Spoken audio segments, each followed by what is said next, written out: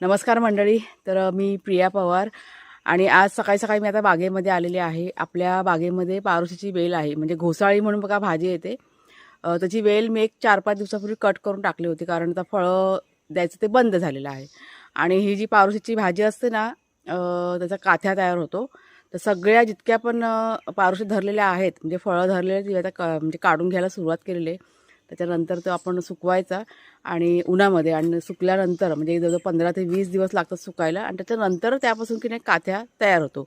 पण आता सध्या माझ्याकडे तुम्हाला दाखवण्यासाठी 1-2 काथ्या ना आहेत, तयार आहेत. त्याच्यामुळे मी तुम्हाला दाखवू शकते लगेच. किती पारोशी काढल्यात ते पण आपण बघूया, आणि कशा असतात त्या पण तुम्हाला मी दाखवते. तर ही बघा, ही सुकलेली वेल आहे ना, ती पारोशीची वेल आहे. तुम्हाला आता मी भाजी दाखवते. पारोशी म्हणजेच घोसाळी. कोवळी असते ना तेव्हा ह्याची भाजी म्हणजे छान तयार होते. आणि बघा जून दिल्यावरती ती अशा मोठ्या मोठ्या होतात त्या. आता ही हिरवी आहे आणि तुम्हाला सुकलेली पण दाखवते मी.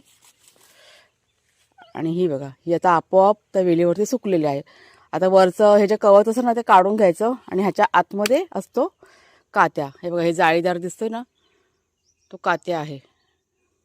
तर अशा पद्धतीने आता किती पारोशी निघालत ना त्या पण तुम्हाला मी दाखवते. ह्या बघा, इतक्या पारोशी बघा निघालेल्या आहेत. आणि आता हे जे 2-4 सुकलेले काते आहेत ना, ह्याचे मी साल काढून ते आता त्याचा कात्या तयार करून घेणार. हे बघा दिसतंय आतमध्ये. तर चला, नवीन कोणी असाल चॅनलवरती तर पटापट चॅनलला सबस्क्राईब तेवढं करा, विसरू नका.